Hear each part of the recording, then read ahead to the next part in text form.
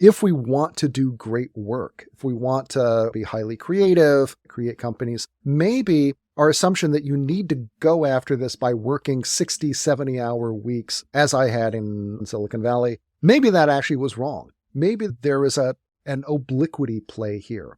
And that what we think of as unproductive time, those leisurely times when we spend out on walks or on vacation or simply sitting and reflecting on sort of ideas, maybe that time actually is really, really important for succeeding at big things.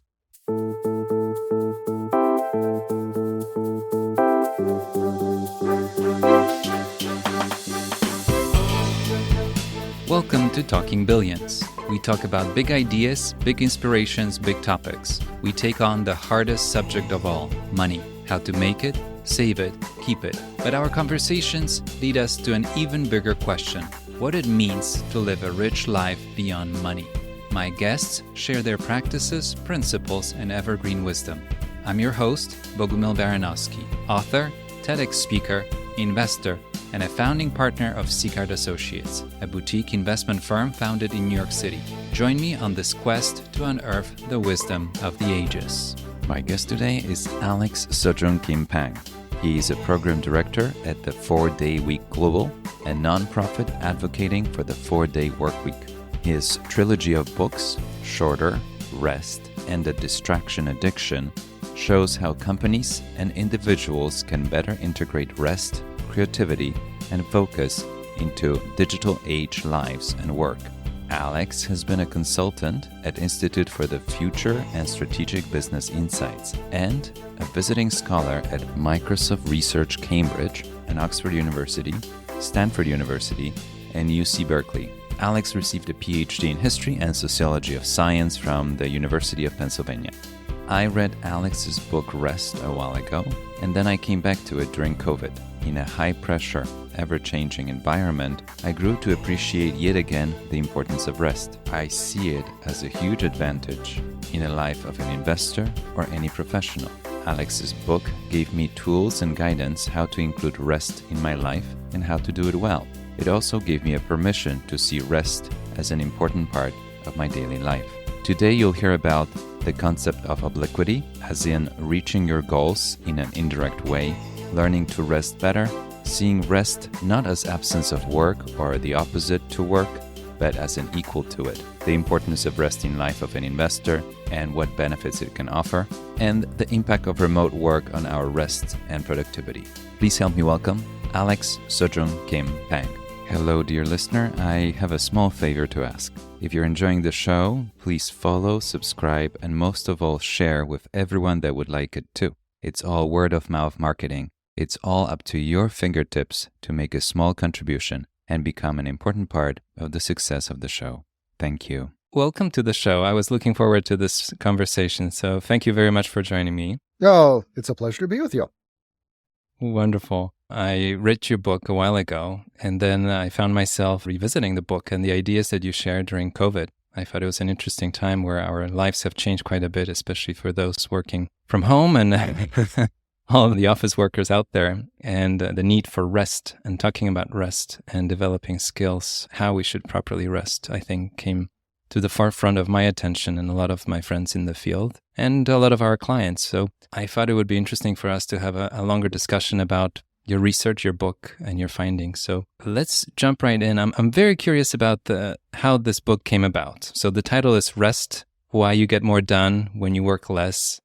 I'm curious how it came about. And as I mentioned to you, I'm very curious about the concepts that you mentioned initially in the book, obliquity, to be specific. And if you can tell me more about that journey, how it started. Sure. The concept of obliquity comes from a book by the same name by John Kay, who was he was a dean at the Saïd School of Business at Oxford and a longtime columnist and sort of business thinker. The book Obliquity argues that lots of very complicated things or sort of big goals that we have, particularly in business, are ones that we cannot attack sort of directly because of their size and complexity and the fact that the world is simply a very complicated place. So in particular, what he was arguing against was a vision of companies essentially as kinds of sort of financial engines whose output could be maximized by paying attention only to financial indicators at the expense of everything else. Successful companies, he argued, were financially successful because they focused on other things, building great airplanes, delighting customers, that sort of thing. And when you focused too much on finance, then that's when you actually ran into trouble. And I encountered this book when I was on a sabbatical at Microsoft Research Cambridge, about a dozen years by now, where I was doing the work that eventually led to a book I wrote about technology and distraction. But I was reading Obliquity one night in a place called Clowns of Cambridge, which was a slightly creepy cafe that is actually no longer exists. It was decorated with these like puppets of clowns that would sort of delight some children and give others nightmares. But I'd been there about a month or so, and I was getting huge amounts of work done. I was reading a lot. I was writing great things. And I realized that I did not feel the sense of time pressure or of being always like half a step behind everything that I needed to do. That was just part of life here in Silicon Valley. And it started me thinking that we'd been, on one hand, living this life that felt leisurely and easy, but was also amazingly fruitful and creative and productive. And I thought, maybe John Kay is right. If we want to do great work, if we want to be highly creative, write the kinds of things that we want, or create companies, maybe our assumption that you need to go after this by working 60, 70-hour weeks, as I had in Silicon Valley, maybe that actually was wrong. Maybe there is an obliquity play here. Mm-hmm. And that what we think of as unproductive time, right? Those leisurely times when we spend out on walks or on vacation or simply sitting and reflecting on ideas. Maybe that time actually is really, really important for succeeding at big things. And this was an idea that I sat with really for a couple years, and it just wouldn't go away.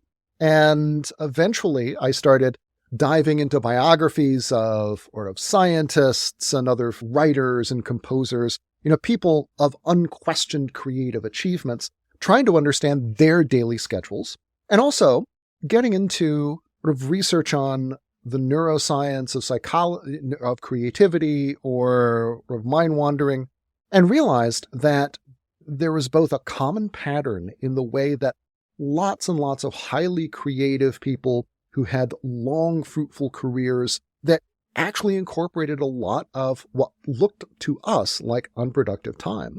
And that this research in neuroscience and the psychology of creativity helped explain vitality and productivity of those patterns. And so once I had that, I realized there actually was a really interesting story to be told about the hidden role of rest in the lives of super creative and prolific people that we could use to inspire a design of our own lives that would help us live better lives, but do better work in a manner that was more sustainable. So that's the origin story for rest.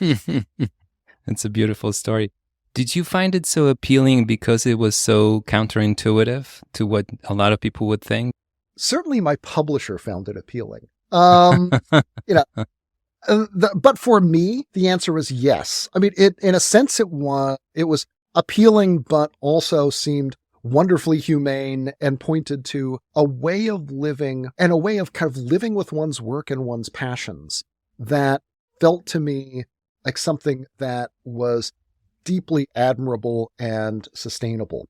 It was also, in a way, an answer to a set of questions that I had been thinking about literally since the first day I was in college. My freshman year was a class called Invention and Discovery in the Arts and Sciences, which was about creativity and art and science. And it was one of those life-changing courses that, that if you're lucky, you kind of stumble upon at university. And it really, for me, set me on a path studying history of science in graduate school, being interested in the biographies of scientists and what makes them creative. And for me, rest was a last big answer to the question of what is it that makes certain lives so creative and prolific? And it turned out it's not just about the dynamics or the mechanisms of how they work. And it's not just about how many hours they work. It's also about how they rest and how they bring that into their lives so as sort of to give themselves more room for creative thinking and aha moments and innovation. So playing on this concept of obliquity, many people want to work better. And there are all kinds of books about how you can use your time better, you can be more efficient, you can do 5 things at the same time, and so on. But you take the whole different direction, and you're thinking about how we can rest better. Why is it so important? I think it's important because there is an amazing amount of stuff that our minds truly do when we are resting, first of all. Second, that I think we systematically undervalue rest for its own sake.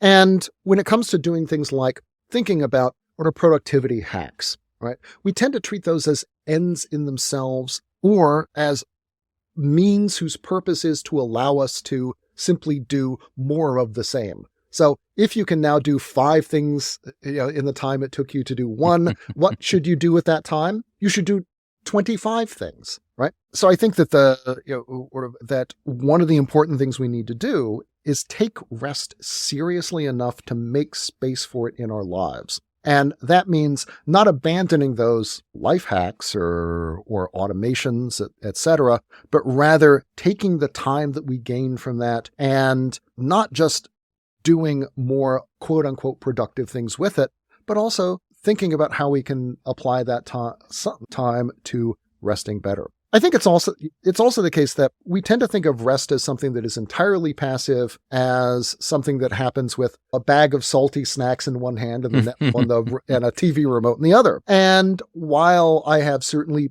binged my share of series on streaming services, it turns out that what the science tells us is that the most restorative kinds of rest turn out to be active rather than passive. Now, that this is why, like at the end of a long day, actually working out or going for a swim or a walk can recharge you more than just lying down on the couch. So there's a physical dimension to it. There is also a cognitive dimension in that when we rest, it turns out our brains don't just kind of shut off, even though it feels that way, but rather our resting minds give themselves things to do. It activates what we call the default mode network, which is a set of connections in the brain that are associated with thinking about the past, unsolved problems, but also deeply involve those parts of the brain that we associate with divergent thinking or creativity. The default mode is something that switches on all the time and is always trying to solve problems on our behalf. We all have that experience of trying to remember the name of the actor who was in the movie and that TV show and the other thing. You can't remember it, but 5 minutes later, you're unloading the dishwasher or doing something else, and it pops into your head. Well, that's the default mode solving a problem for you, even while you're working on something else. Mm-hmm. And it turns out that the default, that same mechanism likes to work on really big problems as well, right? The kinds of problems that like Charles Darwin was working on for 20 years before publishing The Origin of Species, or that concerned Einstein when he was trying to figure out the relationship between space and time. And the final thing that we've learned is that by thinking about how we schedule periods of work, like deep work and rest, we can give the default mode opportunities sort of to work on problems that we have not been able to solve using sort of conscious effort, and thereby make just a tiny bit more available or a little more systematic of that part of our minds that are really good at divergent thinking, of coming up with new approaches to problems, and of just enough increasing the odds that we'll have those aha moments that make the difference between a kind of pedestrian solution to a problem and something that is genuinely groundbreaking. That's why rest is important, and how thinking about how to schedule it can really make a difference in our lives and our. Your book made me notice that I've been doing some of those things since I was a kid. I would have a problem. We've all done it. Absolutely. We all do these kinds of things. And I think we tend to systematically undervalue their power or their potency. Yeah.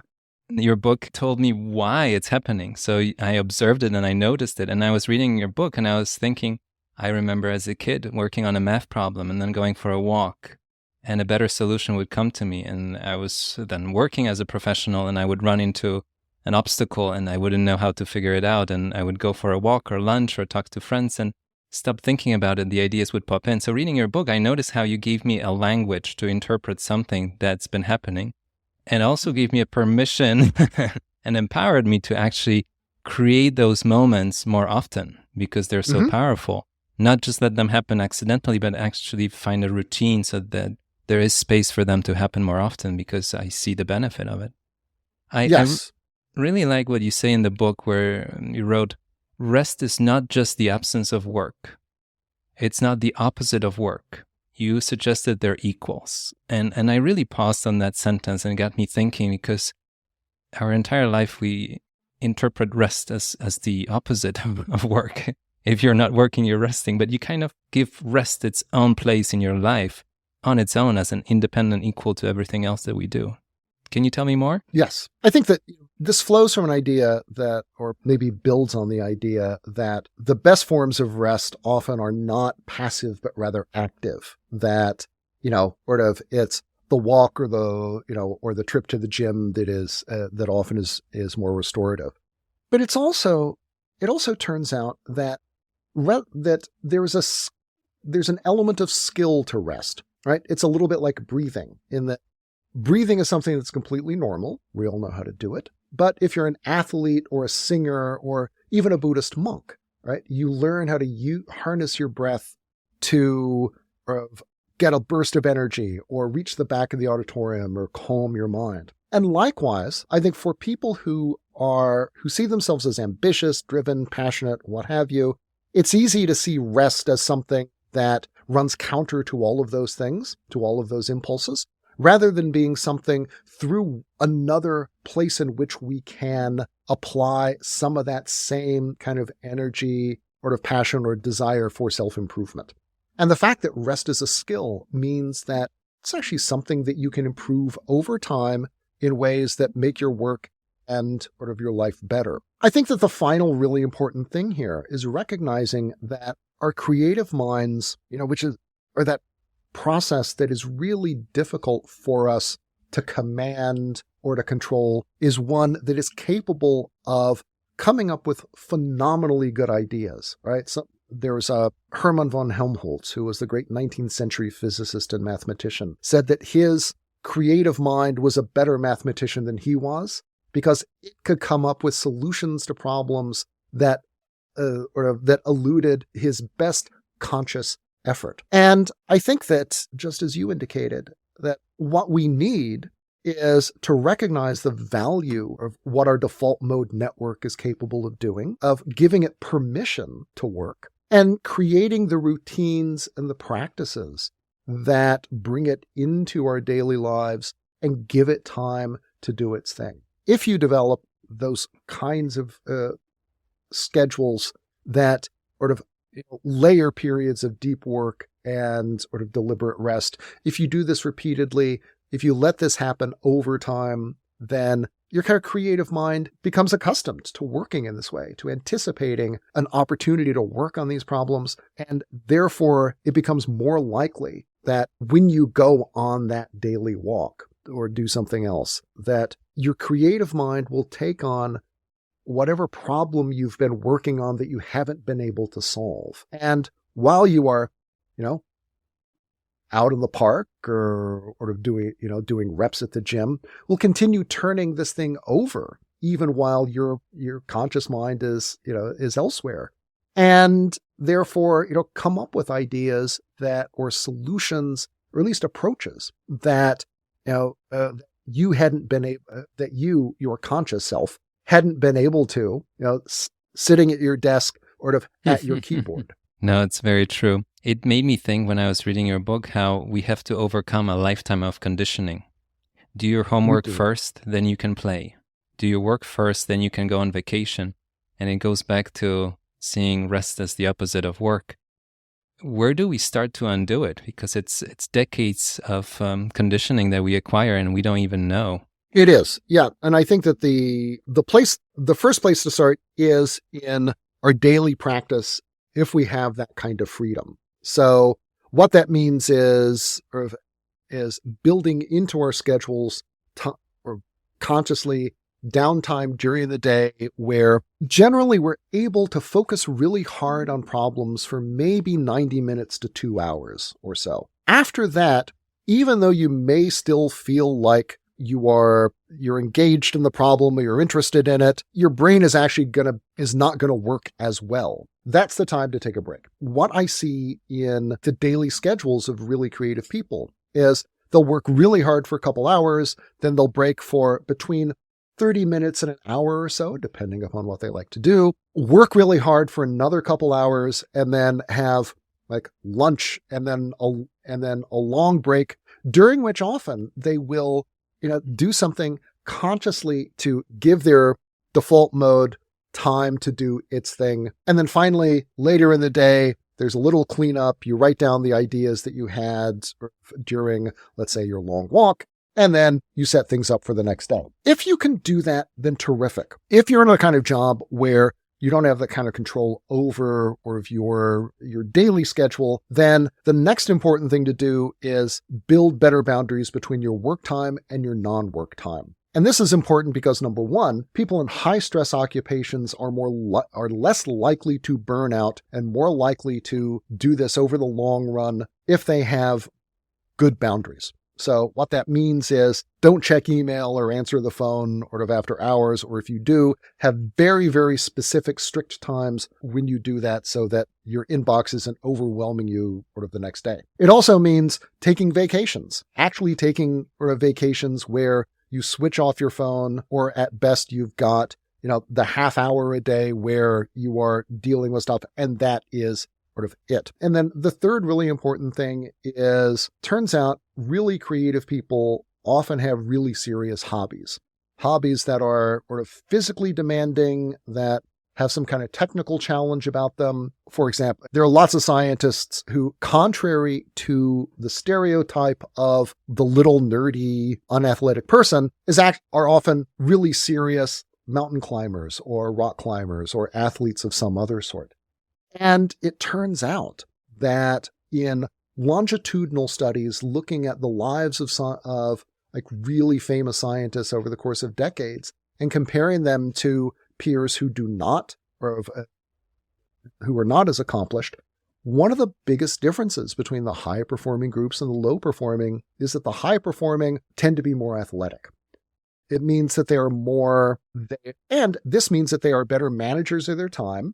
They are more kind of physically and cognitively daring or experimental. And because they are challenging themselves outside the laboratory, they also exhibit greater degrees of resilience and perspective about their work.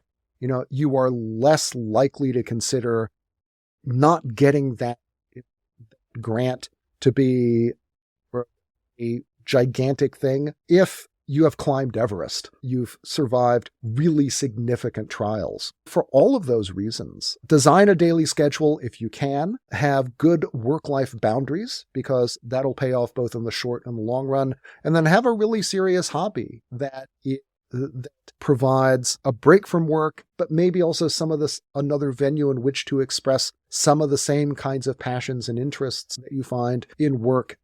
It's best. If you can do any or all of those things, then that'll translate, I think, into better careers, better lives, and longer lives.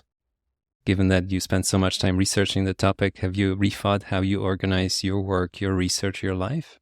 Yeah, I do all the stuff that I talk about in the book. So, no, seriously. So when I'm working on big projects, I have a chapter about morning routines. And I am not a morning person. I'm really good at sleeping late, but I will get up at 5 a.m. or so, write for a couple hours, and then take the dogs out and will carry with me a notebook so that I'll write down a couple things that I've been working on that morning that I haven't solved.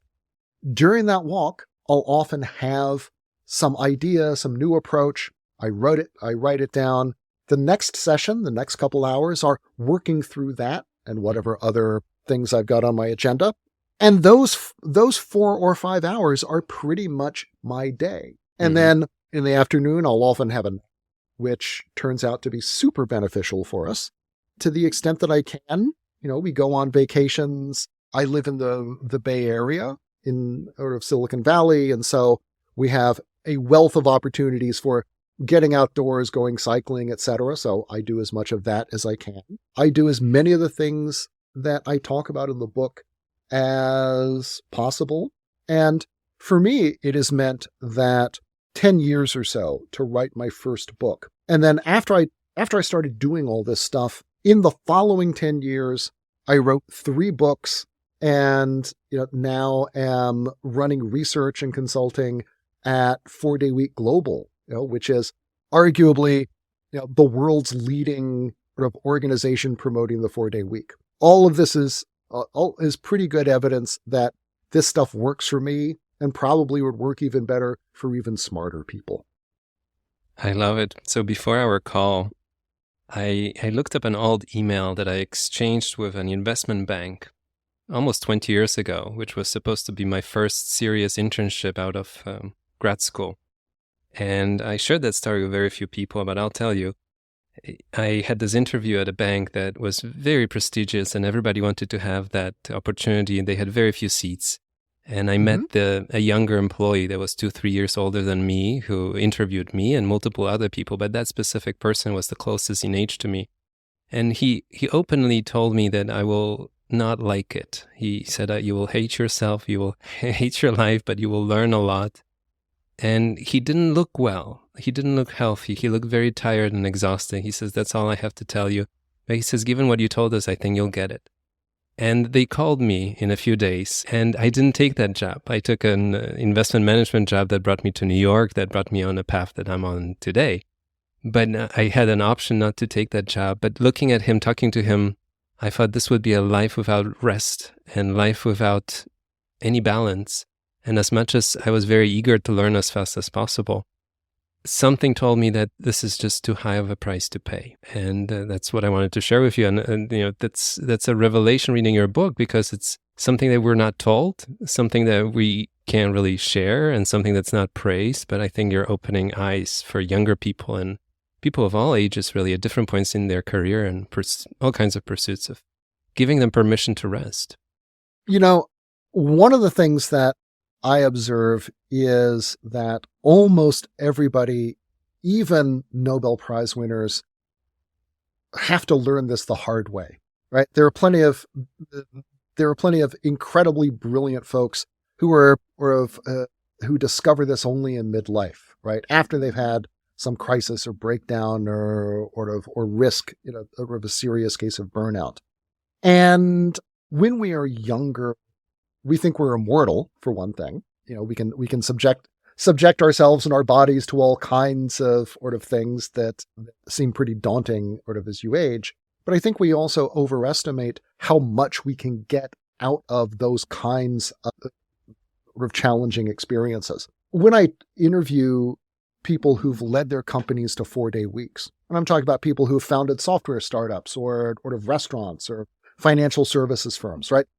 People who've come out of industries where overwork is the norm and who themselves did their own share of 70 or 80-hour work weeks when they were younger. Even now, they have somewhat mixed feelings about whether those hours are worth it when you're young. There is a sense that, there is a certain amount of kind of muscle memory that you acquire just working 12 hours a day in a kitchen.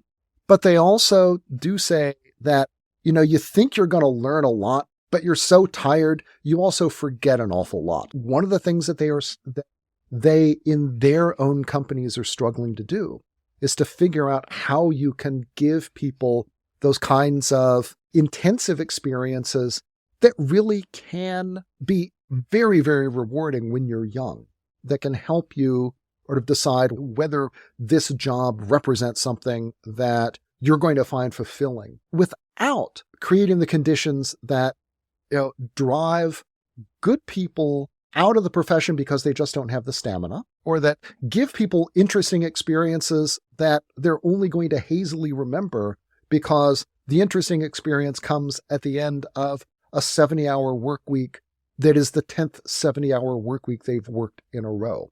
I think you displayed an unusual amount of sort of wisdom early on in thinking that, maybe this isn't for you. And I certainly hope that between the pandemic, rethinking how we work, seeing that another way is possible, and to some small degree, the existence of books like Rest, that we have more space for thinking differently about the relationship between passion and work and stages of our careers and our lives that allow us, or allow more of us, to make those kinds of choices.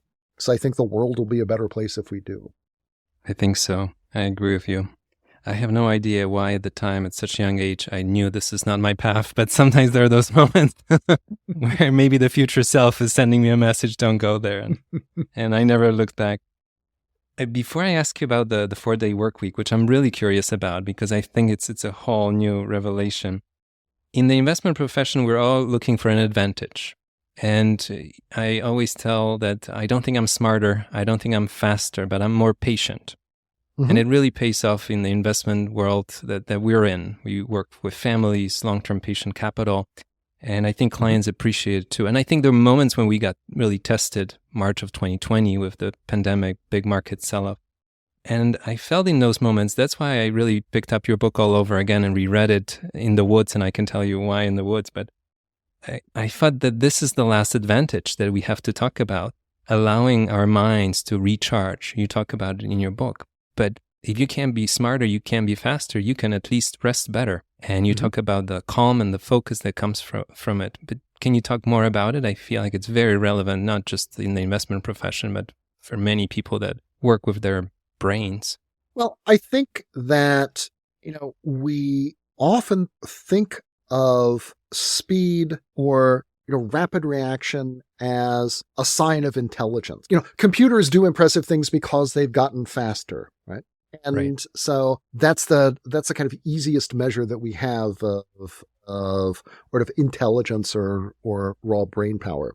But I think that is, in a sense, an easy measure, but also a misleading one. In that, first of all, okay, if you think in finance or any other field, you can compete on speed against automated systems or AI. I have news for you. You are not going to be able to. Right? These things are getting faster. These things are getting faster than we are, than our brains are evolving. But I think it's also the case that that one of the things that happens as you gain experience in a field, as you become a more skilled professional, is I think we all develop a degree of perspective and professional decision-making and judgment that can, if we allow it, provide a kind of decisive advantage over either automated systems or over people who do not value those things. But again, like Rest, I think we need to give those credit and take them seriously. And also recognize that often they don't operate at a millisecond time scale, right? Good professional judgment or sort of long-term thinking are not things that happen through sort of Malcolm Gladwell's, sort of blink experience, right?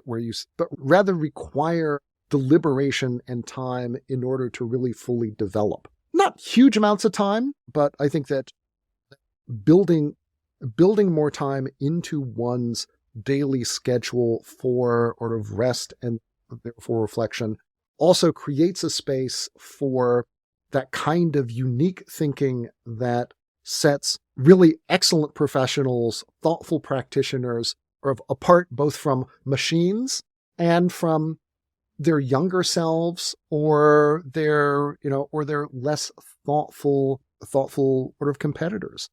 And I think we need to, particularly as we become older and more experienced, lean into and draw on and cultivate it. rather than feel like we should apologize for the fact that we have sort of decades of experience and maybe don't feel we move as fast as we once did, but recognize that those actually are good things, and that sort of we can build on them and sort of bring to the world sort of value that our 22-year-old selves could not.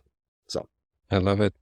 So I took a page from your book, speaking of long walks, and my wife and I, at the beginning of COVID, we just left New York City and we rented a cabin in the woods, and we hiked every day as we worked. Wow. And in the mornings and afternoons, but we hiked every day, and it was a massive change in how our life has evolved since, and it made a big difference. And I was rereading your book with that kind of a background and sitting under the trees, and I was thinking, this is the most and the best thing I can do for myself, for my clients, and for my career in this moment.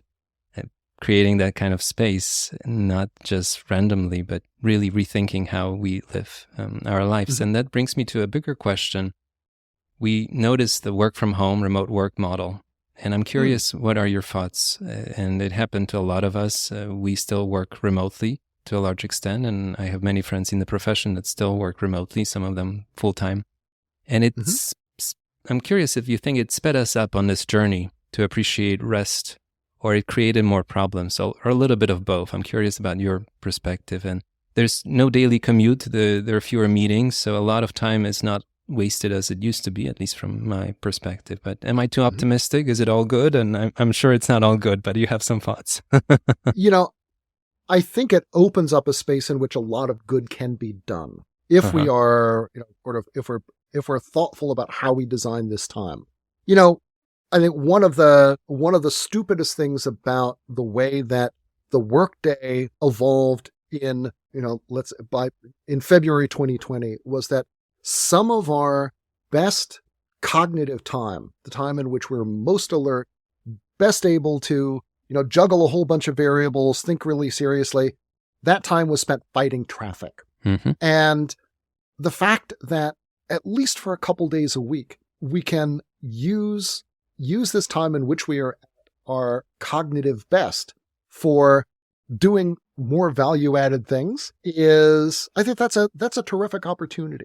I think that it also opens up a greater opportunity to experiment with our daily schedules, to pay attention to, when we are at our cognitive or energetic peaks, when we find ourselves flagging, and, rather than just reaching for another cup of coffee or whatever, or just trying to kind of grind through with progressively diminishing returns, to go out on that walk or take that nap or do something else that is going to sort of recharge us so that later on, we are going to be able to continue working at the kind of level that we expect of ourselves. What this does require, though, is, I think, more thoughtfulness about how we manage the boundaries between our work time and our non-work time, as surveys of remote work are telling us regarding the amount of time that many of us actually spend working, right? It went, the number of hours that many of us were working actually went up during the pandemic because our commute now consisted of moving from one side of our couch to the other side of our couch. There is a greater challenge in building schedules and building boundaries between work time and non-work time. But that I think individuals and companies could see real gains, both in individual productivity and in levels of job engagement, happiness, work-life balance, etc., if they leaned into and consciously designed remote and flexible work, with an eye towards sort of making for better routines that work well with our circadian rhythms, that take advantage of the fact that we've got more flexibility in our days, but also recognize the value of having boundaries that allow us to do sort of deep work, but also have time away from work. If we can do that, then I think we can craft a future of work that is even better than the present and certainly better than work in 2019. So let's talk about the 4-day work week. You've done a lot of research. You wrote yet another book about it. And you have all kinds of examples of companies that are actually trying it and getting remarkable results. And tell me more. It looks like that's the future, at least for many businesses. I am hopeful that it is the future. My book about the 4-day week came out in March 2020, literally days before bookstores in America closed down. It was history's worst example of publishing timing. And I thought at first, the pandemic, all of this is just going to kill off the 4-day week movement. But it turned out that the opposite has happened, because as companies went remote, they had to think a lot about their processes and technology, which in turn made a lot of them more effective at things that they had just done kind of informally. At a time when everybody was kind of rethinking why they were working and the place that they wanted work to have in their lives. It's not just about being able to work remotely. It's about the fact that there are now more than 1 million people who died in this epidemic. That tends to have an effect on societies. Some of these firms would have realized that the 4-day week offered an opportunity both to give some time back to workers that have been created by those efficiencies or technical improvements, at a time when they really needed ways to better manage their time and more time to be parents, to be parts of their community. What we are seeing is that there are studies that tell us the average office worker before the pandemic was losing 2 to 3 hours of productive time every day to overly long meetings, technology-driven distractions, or other kinds of interruptions in the office. And so in a sense, before the pandemic, the 4-day week was already here. It was just buried underneath a bunch of outmoded processes. If you could just deal with those things, you could go a long way to making it possible to do in 4 days what previously we had taken 5 days to do. That's what a lot of companies do. And what they find is that between redesigning the workday to give people periods of time for deep focused work, and also some breaks, just as people do in my book, Rest, using technology more thoughtfully and making meetings a lot shorter, it's possible to get a long way to making the 4-day week a success. And so what this means is that not only do people in companies have more time for themselves, whether you are an intern or whether you are the CEO or the founder, but also that processes become more efficient. You get higher levels of communication and collaboration between people. You have very clear incentives for improving how you work, because unlike some other kinds of initiatives that might pay off on a higher stock price 6 months from now, with a 4-day week, either everyone has worked together to make it possible to take Friday off, or they haven't, right? The feedback could not be clearer. And so for all of these reasons, I think we're seeing the 4-day week answering needs that people have, answering desires that companies have, serving as a kind of strategic tool for solving challenges around recruitment, retention, work-life balance, burnout, right? Big enduring challenges that for some industries have turned into virtual epidemics, and which have eluded our best efforts at solution through individual scale strategies like meditation and wellness programs, or to flexible work that each person negotiates for themselves, and recognizes that you can actually create enduring solutions to all of these problems by solving them together at the enterprise level and at the level of the collective, rather than just one person at a time. So, and then the final thing I'll say is that we're seeing the 4-day week adopted in an ever wider range of industries and wider range of countries. So last year, the United Arab Emirates and Iceland both moved their public sectors to shorter work weeks. We're seeing companies not just in Nordic countries or, places that have already great work-life balance and social safety nets, but in Korea and Japan, two countries whose languages have their own words for working yourself to death. And so, as well as South Africa, Brazil, Malaysia, emerging countries. And so I think all of this, combined with the fact that you see it in a wide range of everything from manufacturing firms to restaurants to sort of care homes to government offices, this suggests that this is a model that is applicable everywhere geographically and everywhere in terms of industry. And so I am very hopeful that that the movement will continue to grow and that, before we know it, will become the new normal. I love it. It seems like it's a modern problem that just appeared not long ago, but then in your book you quote Da Vinci, and he apparently said the greatest geniuses sometimes accomplish more when they work less. So we've had the solutions for many centuries. We somehow have a hard time embracing them. Why is that? Yeah. Part of it is that it's really easy to undervalue the kind of creative subconscious of the default mode. Another is that for lots of us, being busy just, sort of feels good, right? It means that it's a way of being engaged with other people, in a sense, easier for your attention to be captured by things when you layer a sense of urgency on top of them. The downside of that is that way of working, and in particular kind of overwork, really easy to be to take on the quality of almost like addictions and become ways not just engaging with stuff that we like, but also maybe avoiding other kinds of problems. You go back even to Roman times, right?